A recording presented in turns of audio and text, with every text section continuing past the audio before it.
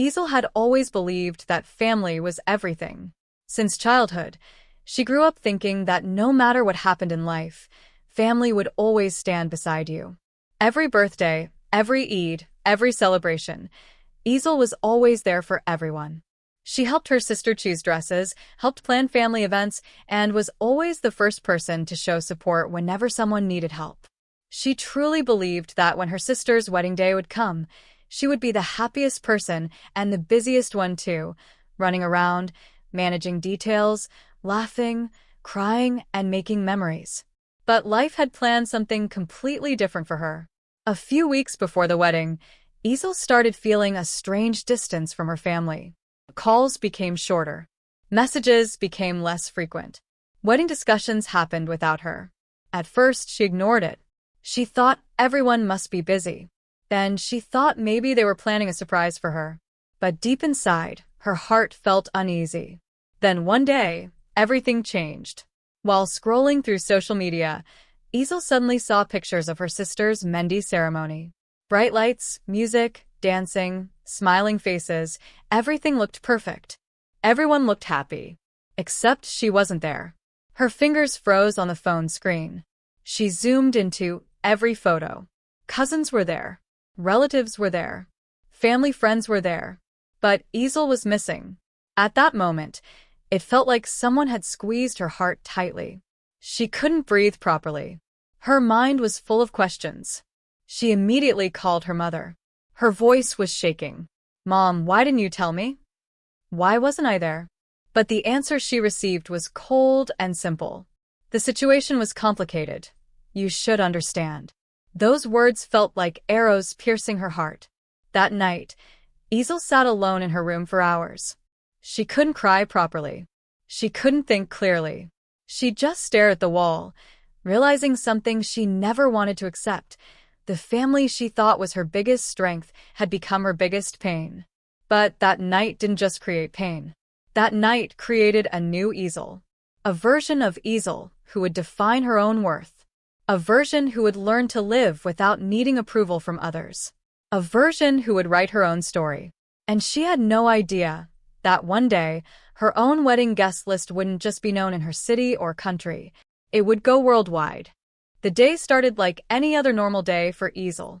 She woke up early, made herself a cup of tea, and sat near the window scrolling through her phone. Outside, the morning was calm, but inside her heart, there was a strange heaviness she couldn't explain.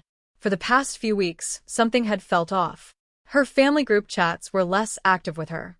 Wedding updates about her sister were shared, but only basic things.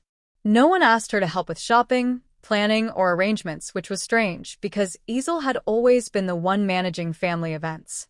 Still, she kept telling herself, they must be busy. Weddings are stressful. She didn't want to overthink. Then, while scrolling through social media, she saw something that made her heart stop. Her cousin had posted a story. Mehndi night, yellow heart family time. Ezal clicked it casually, expecting maybe pre-wedding decoration pictures or old photos. But what she saw instead froze her completely. It was her sister sitting on a decorated stage, hands full of mehndi, smiling brightly. Music was playing. Family members were dancing behind her. Her mother was laughing. Her father was sitting proudly near the stage. It wasn't preparation. It wasn't planning. It was happening. The wedding events had already started. Ezal's fingers started shaking. She opened more stories, more posts, more pictures. Mehndi, Dolki. Family dinner. Everything was happening. Without her, her chest felt tight. Her throat felt dry. She kept refreshing the screen, as if maybe she misunderstood something. Maybe it was an old post. Maybe it was a rehearsal. Maybe she would see herself in another picture. But she never did. That moment broke something inside her. She immediately called her mother. The phone rang. Every second felt heavy. Finally, her mother picked up. "Hello." Ezal tried to keep her voice normal, but it was already shaking. "Mom. Mehndi horahi hai." There was a small silence. "Yes, beta." Ezal closed her eyes.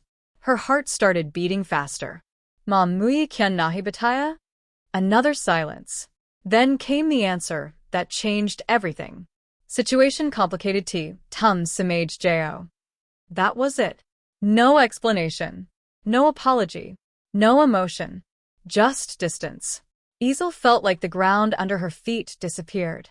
She ended the call slowly. She didn't even remember how long she sat there staring at the blank phone screen. Tears finally started falling, slow at first, then uncontrollably. She wasn't just hurt. She was erased. That evening, she saw more posts, Bharat preparation, guests arriving, decorations being finalized. And with every new picture, reality hit harder. Her sister was getting married, and she was not part of it. That night, Ezal sat in her room alone. The house felt silent, heavy, unfamiliar. She replayed childhood memories in her mind, sharing clothes, laughing together, planning future weddings jokingly. Tum marry wedding plan Karna. Her sister had once said. Ezal gave a broken smile thinking about it. Life changes people. Or maybe it reveals who they really are. By midnight, her tears had stopped. Not because the pain was gone, but because something else had started growing inside her. A quiet strength. A silent promise. If people could exclude her so easily, then one day, she would build a life where she would never have to beg for a place in someone else's world. She didn't know how. She didn't know when. But for the first time, Ezal decided she would choose herself. And somewhere deep inside, the first step of her new life had already begun. The days after the wedding felt unreal to Ezal. She moved through her routine like a robot. Wake up. Work. Eat. Sleep. Repeat. But inside, a storm was constantly running. Every notification from social media felt like a reminder. Every wedding picture felt like salt on a wound. She tried to avoid checking updates, but curiosity and pain have a strange connection. They pull you back even when you don't want to look. 3 days after the wedding, Ezal finally decided she needed answers. Not guesses. Not assumptions. The truth. She called her cousin Hira, the only person in the family who had always been slightly closer to her. At first, Hira sounded nervous. Ezal. I was thinking of calling you. Ezal took a deep breath. Bas Sach Batadu. There was silence on the other side. Then Hira spoke slowly. Kala, or for Fupo, an Hone family ko convince Kia Kotum wedding mi naio. Ezal's heart dropped. Kai Kyun. Hira hesitated, then said something that Ezal would never forget. They said Tum family image Kalia perfect nahi ho. The words hit like a physical blow. Ezal felt dizzy. She sat down on the floor, without realizing. Image. Hira continued softly, almost guiltily. They said Tum Zayada independent ho, Tum apni marzi esi decisions letty ho, Tum Zayada outspoken ho, or groom key family traditional high. Every sentence felt like another piece of her heart breaking. Independent hona galatha? Apni life could choose karnath problemna? Sach bolna mistake t? Ezal didn't cry on the call. She just said, thank you Sach batan kalia. Then she ended the call. For the next hour, she just sat there staring at nothing. Then slowly tears came. But this time, they were different. Not just sadness. Disappointment. Betrayal. Anger. She remembered every time she stood for her family. Every time she defended them. Every time she sacrificed her comfort for them. And in return, they removed her like she was a problem. That night, Ezal looked at herself in the mirror for a long time. Main Galat Hoon, she whispered. But somewhere inside, a small voice answered. No. Tum Surfalag Ho. That night, something shifted. Instead of questioning herself, she started questioning them. Why was independence seen as disrespect? Why was confidence seen as arrogance? Why was self-respect seen as attitude? For the first time in her life, Ezal stopped trying to shrink herself to fit into other people's comfort zones. The next morning, she woke up early. Not because she had to. Because she wanted to. She opened her laptop and looked at her unfinished business plan, the event planning idea she had always wanted to start but never had time for because she was always busy helping others. She stared at it for a long time. Then she opened a new document and started working. Hours passed without her noticing. For the first time since the wedding, she felt control. Not over her past, but over her future. That day, Ezal made a silent decision. If people could judge her for being independent, then she would become so strong that one day, independence would be her biggest strength, not her weakness. And somewhere deep inside, the girl who was excluded from a wedding had just taken the first real step toward building a life that would one day make the whole world notice her. Success had started becoming normal for Ezal. Not huge success, not luxury life, but stability. And stability felt like gold after emotional storms. Her days were now full: client calls, vendor meetings, design planning, site visits, budgeting, and sometimes late-night creative brainstorming sessions with coffee and soft music. Life was moving forward, slowly, but strongly. And then one email changed everything. The international client inquiry. One afternoon, while checking emails between two meetings, Ezal saw a subject line: Luxury Private Event Planning, Urgent Meeting Request. She opened it casually at first, but within seconds she sat straight. It was from an international business group planning a private, high-profile event in her city. They needed someone creative, reliable, and detail-focused. Someone had recommended her name. Her heart started beating faster. This wasn't just a bigger event. This was a different level. The meeting preparation. The meeting was scheduled in one of the most expensive business hotels in the city. The night before, Ezal barely slept. Not from fear, from determination. She prepared 3 theme concepts, 3 budget models, risk management backup plans, timeline flow charts. By morning, she was ready, or at least prepared enough to try. The first meeting with Aram. The meeting room was calm, professional, quiet. And that's where she met him. Aram. Simple white shirt. Calm personality. Sharp but kind eyes. Confident without being arrogant. He wasn't trying to impress anyone. And somehow that was impressive. He introduced himself simply. Hi, I'm Aram. No attitude. No business ego. Just calm confidence. During the presentation, Ezal expected tough questioning. Instead, Aram listened carefully. Not just to her designs. To her thinking. Her logic. Her problem-solving. When she finished, there was a small silence. Then Aram said, "You don't just plan events. You understand people." That sentence stayed in her mind, because no one had ever described her work like that before. Professional respect turns into comfort. The project required multiple meetings. Each meeting became easier, more natural, less formal. They talked about work, then business struggles, then career journeys, then life choices. One day, Aram asked, "You built this business alone?" Ezal nodded. He didn't say, "Wow." He didn't say, "Impressive." He just said, "That must have been hard." And somehow, that felt more meaningful than praise. Because he understood the struggle, not just the result. The emotional wall begins to crack. For months, Ezal had kept emotional distance from everyone. Clients, vendors, new people. But with Aram, conversations felt easy, natural, safe. Not because he tried to get close, because he respected boundaries. The event success. The luxury event became one of Ezal's best works. International guests, media coverage, perfect execution. At the end of the event, the client personally thanked her. But what affected her most was Aram saying quietly, "I knew you would deliver." Not pressure, not expectation, just trust. The moment that changed their dynamic. After the event closing night, the team had a small celebration dinner.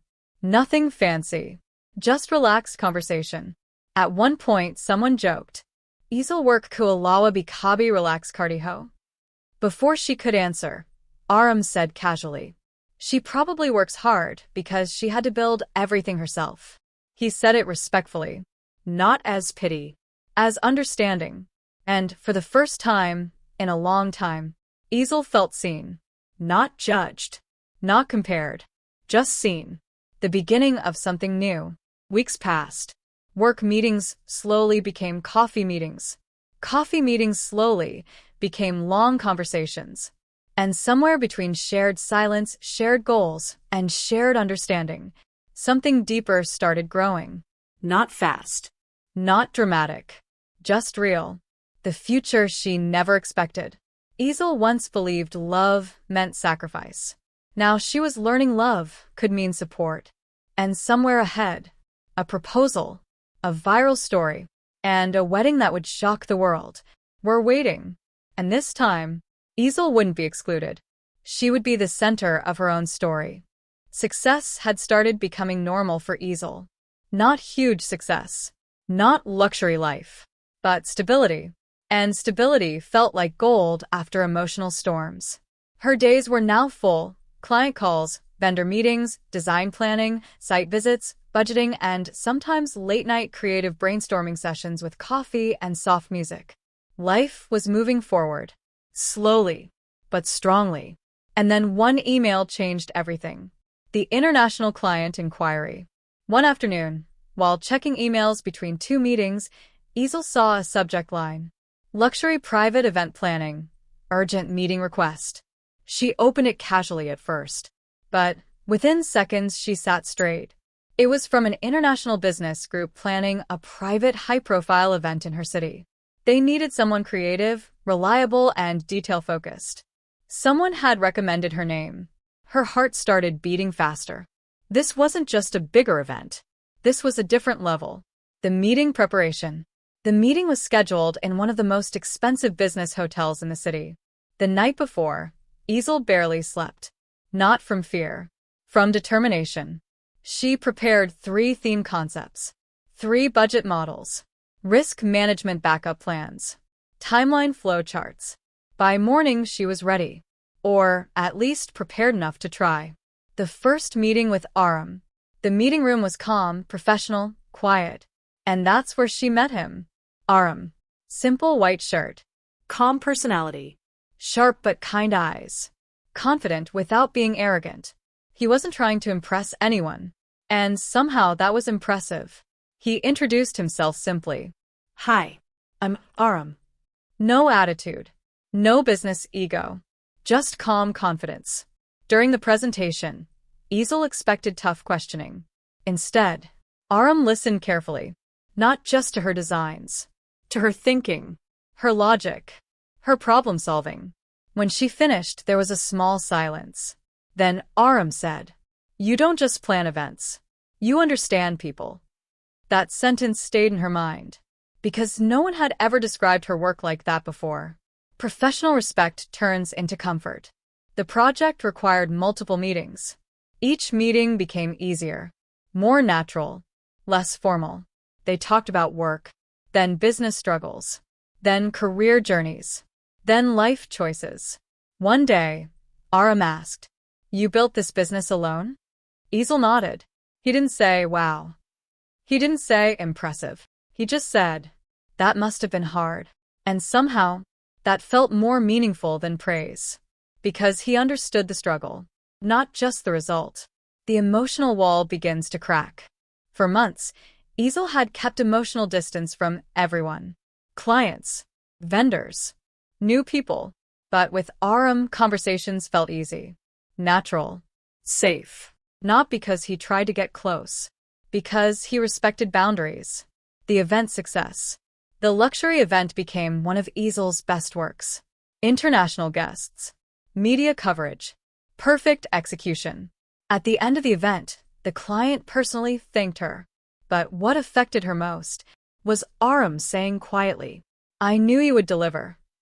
Not pressure, not expectation, just trust. The moment that changed their dynamic. After the event closing night, the team had a small celebration dinner. Nothing fancy, just relaxed conversation. At one point, someone joked, "Ezal work ku alawa bi kabi relax kardi ho?" Before she could answer, Aram said casually, "She probably works hard because she had to build everything herself." He said it respectfully, not as pity, as understanding. And for the first time in a long time, Ezal felt seen, not judged, not compared, just seen. The beginning of something new. Weeks passed. Work meetings slowly became coffee meetings. Coffee meetings slowly became long conversations. And somewhere between shared silence, shared goals, and shared understanding, something deeper started growing. Not fast. Not dramatic. Just real. The future she never expected. Ezal once believed love meant sacrifice. Now she was learning love could mean support. And somewhere ahead, a proposal, a viral story, and a wedding that would shock the world were waiting. And this time, Ezal wouldn't be excluded. She would be the center of her own story. By the time Ezal realized she was in love, it didn't feel dramatic. There were no sudden butterflies. No movie-style confessions. No rush. It felt safe. And for someone who had spent so long feeling unwanted, safety felt like the rarest luxury. Love without pressure. Aram never rushed her. He never asked questions that pushed her into uncomfortable memories. He never tried to fix her pain. He simply stayed steady, respectful, consistent. Some days they talked for hours. Some days they just worked silently in the same space. And strangely, both felt equally comforting. Ezal noticed something important. With him, she never felt the need to explain her worth. The conversation that meant everything. One quiet evening, they were sitting in a cafe after a long day of meetings. Rain tapped softly against the window. Aram looked at her and asked gently, "Do you still feel like you have to prove yourself to anyone?" The question caught her off guard. She thought for a moment, then answered honestly, "Not anymore. I just want peace now." He smiled. "That's exactly why I admire you." Not because she was strong, but because she had chosen healing. The fear she finally spoke out loud. A few weeks later, Ezal finally shared her deepest wound, the wedding she was excluded from. She didn't cry while telling it. She just told it. Calm, honest, raw. Aram listened quietly. When she finished, she waited for pity. Instead, he said, "They didn't lose you that day. They lost the right to define your place." Those words stayed with her. The proposal. Aram didn't propose at a grand event. No crowd. No spotlight. Just a quiet evening at a rooftop, city lights glowing softly in the background. He held her hand and said, "I don't want to rescue you. I don't want to change you. I don't want to compete with your past. I just want to walk beside you, if you'll let me." Then he paused and asked the question that didn't feel like pressure, but choice. "Will you marry me, Ezal?" Her eyes filled with tears. Not because she was overwhelmed, but because she felt chosen. She whispered, "Yes." A different kind of happiness. Their engagement wasn't loud. No big announcements. No dramatic posts. Just quiet joy. Shared smiles. Shared plans. Shared dreams. But somewhere deep inside Ezal, one question still lingered. What would her wedding look like? The shadow of the past. Planning her own wedding brought back old memories. Not pain, but awareness. She knew one thing clearly now. She didn't want a wedding built on obligation. She wanted a wedding built on belonging. The decision that shocked everyone. One night, while discussing guest lists, Ezal surprised even herself. "I don't want a traditional guest list," she said. Aram looked at her. "What do you want?" She took a deep breath. "I want people who actually supported me. People who showed up when it mattered." Aram nodded immediately. "Then that's exactly what we'll do. No arguments. No questions. Just support." The calm before the storm. Ezal had no idea. That one honest decision, one social media post, one open invitation, would soon turn her wedding into a global story. A story about rejection turning into recognition. A story about being excluded and then embraced by the world. And this time, she was ready. Wedding planning is usually filled with excitement, colors, music, dresses, and endless guest lists. But for Ezal, planning her wedding was deeply emotional. It wasn't about choosing the most expensive venue or the grandest decor. It was about choosing who truly belonged in her life. Late one night, Ezal sat alone at her desk with a notebook open in front of her. One page after another filled with names, Friends who had checked on her when she was struggling, clients who trusted her when she had no big reputation, vendors who stood by her during difficult events, and strangers who had once sent kind messages that stayed with her for weeks. Each name carried a memory. Each memory carried respect. Then she reached a blank page. She wrote one word at the top: family. Her pen stopped, not because she hated them, but because she had finally learned that love without respect leaves deep wounds. She closed the notebook for a moment and took a deep breath. For years, she had been taught that family must come first no matter what. But her own experience had taught her something different. Belonging should never be forced. Ezal shared her thoughts with Aram that night. She told him she didn't want a wedding built on expectations or traditions that ignored emotions. She wanted a wedding that felt real, honest, and safe. Aram listened quietly and then said something that stayed with her. "Your wedding should feel like home, not like a performance." Those words gave her clarity. A few days later, Ezal sat with her phone in her hand, typing and deleting the same message again and again. What she wanted to say felt too personal, too exposed. But her heart wouldn't let it go. Finally, she pressed post. She wrote about being excluded from a wedding that once meant everything to her. She wrote about choosing kindness over bitterness. She wrote about opening her celebration to people who had supported her in ways her own family never had. She didn't name anyone. She didn't blame anyone. She simply told her truth.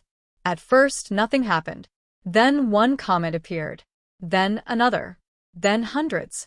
People from different cities began sharing their own stories of being ignored, left out, or treated as unimportant. Many thanked her for putting into words what they had carried silently for years. Some messages were short. Others were long and emotional. All of them were real. Ezal read them with tears in her eyes. This wasn't just about her anymore. With Aram's support, she made a bold decision. She opened her wedding invitation, not to impress the world, but to include it. There were no conditions, no judgments, only one simple question for guests. Why do you want to be part of this day? As responses poured in from around the world, Ezal understood something powerful. The wedding she was planning wasn't just a celebration of love. It was a declaration of belonging. And this time, no one would be left invisible. Ezal never expected her wedding post to travel beyond her own screen. She had written it late at night, sitting quietly beside Aram, thinking it would be seen by a few friends at most. Instead, by morning, her phone wouldn't stop vibrating. At first, she thought something was wrong. Then she saw the numbers. Hundreds of notifications. Thousands of likes. Shares she couldn't even count. Her words had escaped her small circle and entered the lives of strangers, people from different cities, countries, and cultures. And all of them were saying the same thing in different ways. "This feels like my story, too." Messages flooded in from women who had been excluded from family events because they were too independent. From men who were ignored after choosing careers their families didn't approve of. From people who had attended weddings for others their entire lives but were never truly invited into anyone's joy. One message stopped Ezal completely. "I was never invited to my own brother's wedding. I watched it online, just like you. Your post made me feel less alone." She read it again and again, her eyes filling with tears. This was no longer about sympathy or attention. This was about connection. Within days, her post appeared on blogs and social pages. Influencers shared it, not as gossip, but as a conversation starter. People debated what family really meant. Some defended traditions. Others questioned them. But one thing was clear: Ezal had touched a nerve the world was already feeling. Then came the unexpected. Emails. A writer from an online magazine asked if they could feature her story. A podcast host invited her to speak about chosen families. A wedding page asked if they could document her ceremony as a symbol of inclusion. Ezal felt overwhelmed. She sat quietly one evening, phone in her lap, wondering how something so personal had become so public. For a moment, fear returned. What if people misunderstood her intentions? What if her family felt attacked? Aram noticed her silence. "Do you regret it?" he asked gently. Ezal shook her head. No, she said softly. I just didn't realize how many people were waiting to hear this. That's when she understood the world wasn't watching her wedding. It was watching itself reflected in her story. The open invitation form crossed thousands of responses. People wrote paragraphs explaining why they wanted to attend. Some said they wanted to celebrate love after years of loneliness. Others said they didn't care about the wedding. They just wanted to stand in a place where no one felt excluded. Ezal read every response she could. Some made her smile. Some made her cry. All of them reminded her that pain, when spoken honestly, has the power to bring people together. Her wedding was no longer just a personal milestone. It had become a quiet movement. A reminder that family can be chosen. That love can be inclusive. That belonging should never be earned through silence. And as the wedding day approached, Ezal realized something beautiful. The world hadn't just responded to her invitation. It had embraced her. The first message from Ezal's family came quietly. No long apology. No dramatic explanation. Just a short text from her mother. Can we talk? Ezal stared at the screen for a long time before replying. Not because she was angry, but because she finally understood the power of choice. In the past, she would have answered immediately, afraid of being seen as disrespectful. Now, she took a deep breath and replied calmly. Yes. We can. The conversation didn't start smoothly. Her mother's voice was emotional. Confused. Defensive. She spoke about pressure, traditions, and relatives. She explained how difficult decisions had been made for the sake of peace. Ezal listened. She didn't interrupt. She didn't argue. And when her mother finished, Ezal spoke softly but clearly. I wasn't hurt because I missed a wedding. I was hurt because I was erased. There was silence on the line. Then her mother cried. She admitted something Ezal never expected to hear. We didn't think you would be this affected or this strong. Those words stung, but they also revealed the truth. Her family had underestimated her. They thought she would quietly accept being sidelined, the way she always had. Soon after, her sister called. Her voice shook. She apologized for not standing up for Ezal. She admitted she had been scared. Scared of upsetting elders, scared of causing drama, scared of breaking tradition. I chose comfort over courage, her sister said. Ezal closed her eyes. For years, she had waited to hear something like this. But now, she realized she didn't need it to heal. She forgave her sister, not instantly, not blindly, but honestly. Forgiveness didn't mean forgetting. It didn't mean erasing boundaries. It meant letting go of carrying the weight alone. As Ezal's wedding story continued to spread online, extended relatives reached out too. Some apologized. Others tried to justify themselves. A few even tried to reinsert themselves into her life as if nothing had happened. This time, Ezal didn't feel guilty for saying no. She welcomed sincerity. She declined entitlement. One evening, her parents asked the question Ezal had once dreamed of hearing. Can we be part of your wedding? Ezal took her time answering. She didn't respond from pain. She responded from clarity. You can be part of my life, she said gently. But my wedding will be built on respect, not obligation. They agreed. Not everyone understood her boundaries. But everyone finally respected them. That night, Ezal sat beside Aram, feeling a quiet sense of peace. She hadn't won a battle. She hadn't proven anyone wrong. She had done something far more powerful. She had chosen herself, without bitterness, without revenge. And for the first time, her family didn't see her as the difficult one. They saw her as the woman she had always been.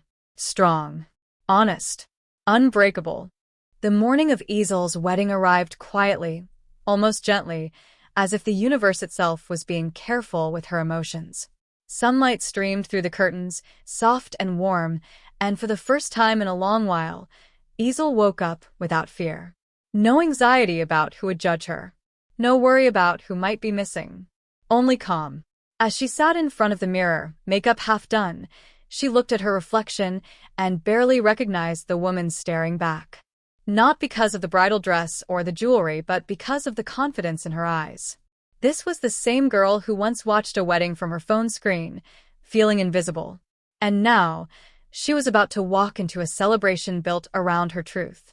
Outside, the venue was alive in a way Ezal had never seen before. Guests arrived from everywhere, different cities, different countries, different cultures. Some wore traditional outfits, others modern suits, some even simple clothes. But there was one thing they all shared. They had chosen to be there. There were no forced smiles, no social obligations, just presence. As Ezal walked toward the ceremony area, she heard quiet conversations, strangers introducing themselves, sharing pieces of their stories, laughing softly. People who had never met before felt strangely connected, as if this wedding had given them permission to belong somewhere. When Ezal appeared, the room fell silent. Not out of formality, out of respect. She walked slowly, holding Aram's hand, and in that moment, she didn't feel like a bride performing a role. She felt like a woman being honored.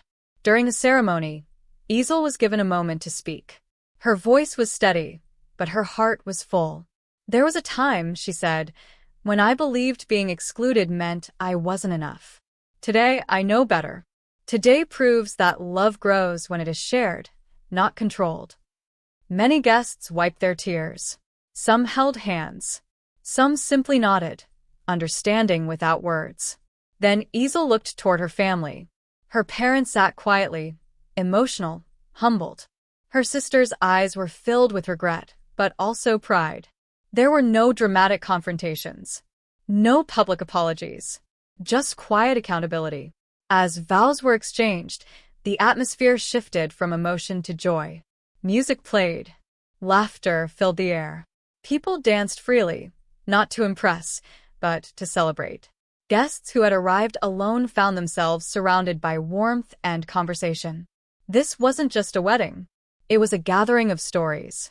Later that evening, as lights glowed softly and the celebration continued, Ezal stepped aside for a moment and looked around.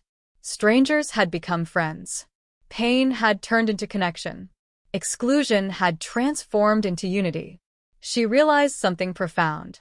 The wedding wasn't healing her past. It was rewriting it. And as she returned to the celebration, smiling, grounded, and free, Ezal knew one thing with absolute certainty. No matter where life took her next, she would never feel invisible again. When the wedding celebrations finally came to an end and the guests slowly began to leave, Ezal felt a quiet stillness settle around her. The laughter, the music, the shared stories, all of it lingered in the air like a warm echo. She stood beside Aram, watching people hug goodbye, exchange numbers, and promise to stay in touch. Many of them had arrived as strangers. They were leaving as something closer to family. That night, after everything was over, Ezal sat alone for a moment, looking out at the city lights. For the first time, she allowed herself to look back, not with pain, not with anger, but with clarity. She thought about the girl she once was, the one who waited for invitations, the one who stayed quiet to keep peace, the one who believed being included meant being loved. That version of Ezal had survived by shrinking herself. But this version had learned something different. Closure does not come from revenge. It comes from understanding your worth. Her family approached her quietly before leaving. There were no speeches, no dramatic apologies, just small, honest moments. Her mother held her hand longer than usual. Her father hugged her without saying a word. Her sister whispered, "I'm proud of you." And that was enough. Ezal didn't need them to rewrite the past. She only needed them to respect the present. Over the next few days, messages continued to arrive from people who had attended the wedding and from many who had only watched the story unfold online. Some said the wedding had changed how they viewed family. Others said it gave them courage to set boundaries in their own lives. A few said it inspired them to reconnect with people they had once pushed away. Ezal read every message with gratitude, but she no longer felt responsible for carrying everyone's pain. She had learned that empathy does not mean self-sacrifice. Life slowly returned to normal, or rather, to a new normal. Work resumed. Projects continued. Love settled into everyday routines. But something inside Ezal had permanently shifted. She no longer chased acceptance. She no longer explained her choices. She no longer feared being left out. Because she had learned a powerful truth. Belonging begins the moment you stop asking for permission to exist. One evening, while packing away wedding keepsakes, Ezal found the notebook she had used months ago while planning her guest list. She flipped through the pages and smiled. That notebook had started as a list of names. It had ended as a map of her growth. She closed it gently. Her story wasn't about being excluded. It was about becoming whole. And as she stepped forward into the next chapter of her life, with love beside her, boundaries intact, and self-respect firmly rooted, Ezal knew that no matter where she went, she would always carry one thing with her. A place where she truly belonged. Within herself. Ezal's story was never about a wedding. It was about what happens when someone chooses self-respect over silence and healing over revenge. Being excluded once made her question her worth, but choosing herself taught her that belonging is not something you beg for. It's something you build. She didn't respond to pain by hurting others. She didn't answer rejection with bitterness. She answered it with growth. Ezal showed that family is not defined only by blood, but by presence, respect, and sincerity. That sometimes the people who stand with you when you are unseen become more meaningful than those who were always supposed to be there. Her journey reminds us of one simple truth. If the world closes a door on you, it might be giving you the space to build your own house. And when you do, make sure it's a place where no one feels invisible.